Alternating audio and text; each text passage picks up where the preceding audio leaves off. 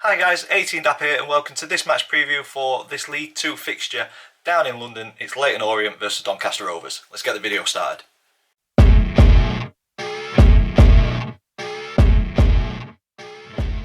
So guys, welcome to this match preview, Doncaster Rovers versus Leyton Orient.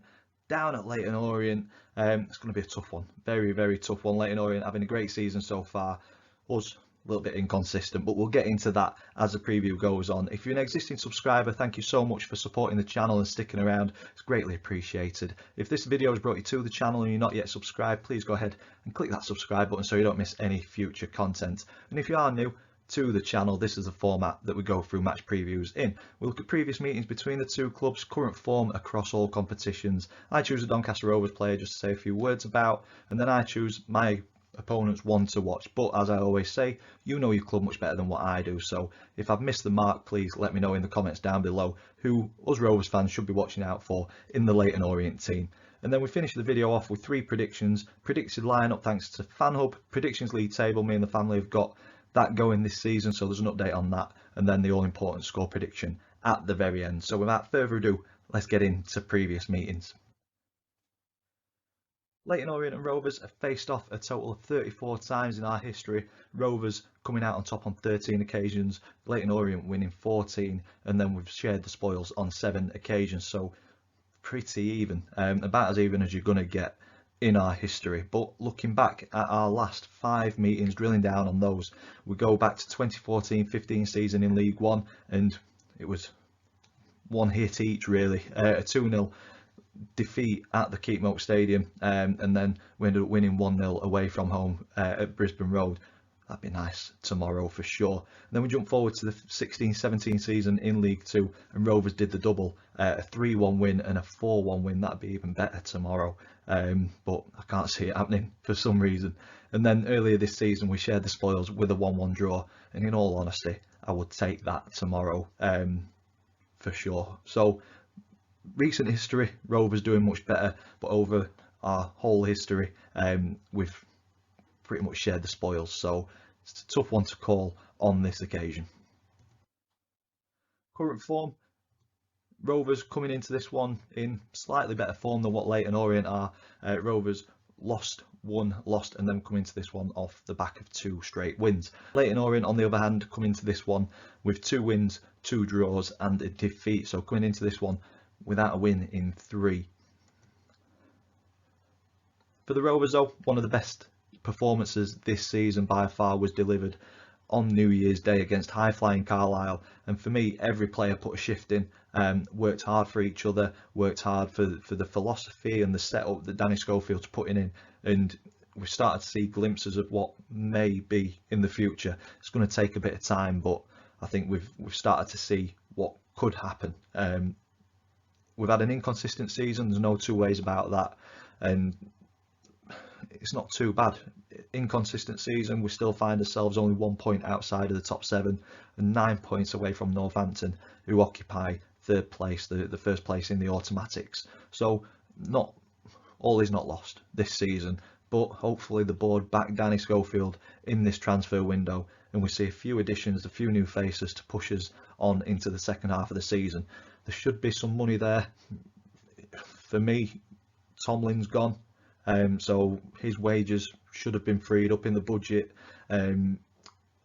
Josh Andrews will be going back. We've not seen him since his injury, so hopefully a couple of loanees in, and there's got to be some money somewhere for us to bring some additions in and allow Danny to bring some of his players in to play the way that he wants to play. So hopefully we get to see some fresh new faces coming into the Rovers team this month, and hopefully that just gives us that little push into the second half of the season. As I say, all is not lost. 1 point outside of the top 7, 9 points away from the automatics, but we need to get something to stay in touching distance at Leyton Orient. On to Leyton Orient, a great season so far for them. Season sat top on 53 points after 24 games. Success has been built on defensive solidity. They've only conceded 13 goals all season. The closest team to them is Stevenage, who are also sat in second, who have only conceded 17. The rest of the league, 20 plus goals have been conceded, so 7 goals less than anybody else sees them with the best defensive record in League Two. Couple that best defensive record and that defensive solidity with the joint third best attack in the division, it makes it clear to see why Leyton Orient currently occupy top spot. They have currently hit a bit of a sticky patch though, as I said earlier on, coming into this one without a win in 3. But in that without a win in 3, in that run, they've not scored a goal. So who knows? We may be hitting them at the right time of the season while they're having a blip. But knowing the Rovers will give them the 3 points.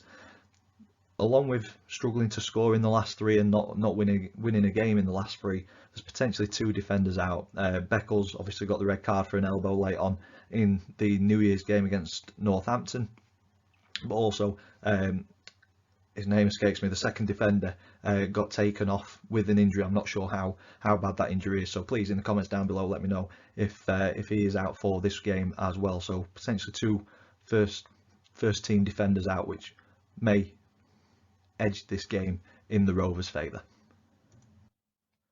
Moving on to the player profile for this one, I've gone with Kyle Hurst, 20 years old left winger, joined from Birmingham at the start of this season, and for me he's a breath of fresh air, fantastic player, bags of potential. Hopefully he continues progressing with the Rovers and helps us on to a few promotions.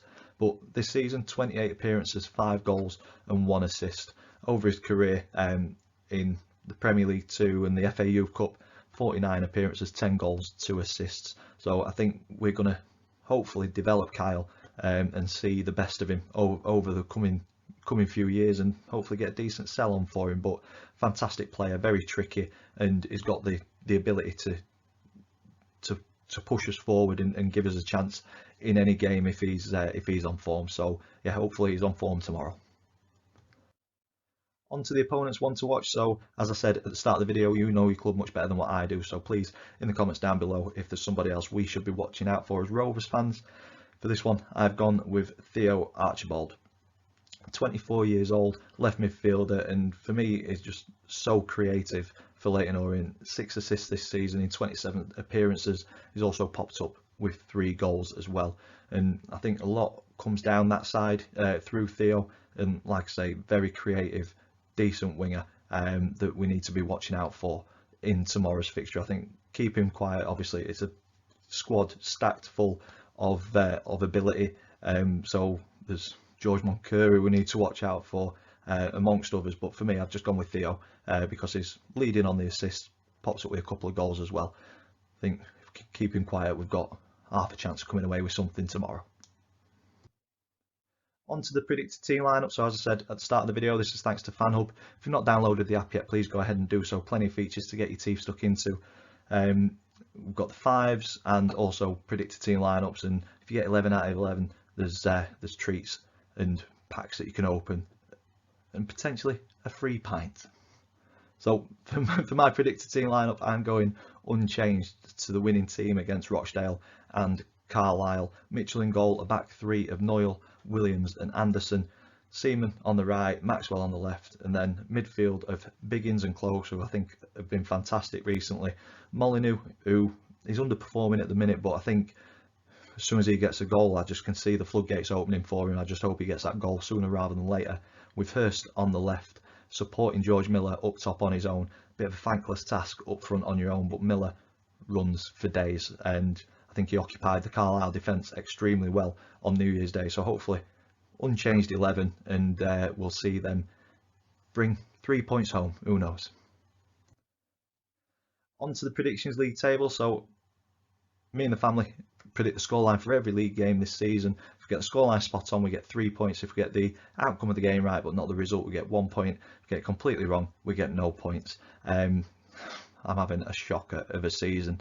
I went with a 1-1 draw, I think, or a 2-1 defeat against Carlisle. I think it was a 2-1 defeat. My dad went with a draw. Chris and Max both went with wins, but neither of them got the scoreline right. So Max and Chris get a point, pull further away from Dad and myself. I'm yet to get double digits, still rock bottom on 9 points. hopefully we get a scoreline right soon.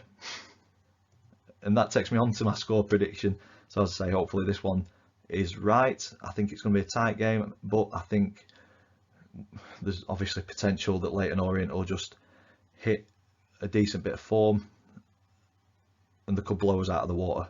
Had a very good season, they're a very good squad, but we may be hitting them at the right time. As I say, potentially a couple of defenders out, struggling to score over the last 3. Could be 4-0 to Leyton Orient, you never know. But no, predicting with my head, not my heart. I think we've got enough to bring something home.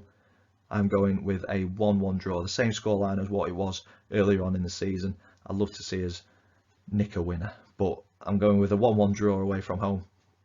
I don't think any Rovers fan wouldn't take that at this moment in time. And that's where I'm going to leave it. If you've enjoyed it, please stick a big thumbs up on it for us, please. Comments in the section down below. Subscribe if you haven't already. As always, thank you for watching, and I will see you in the next one.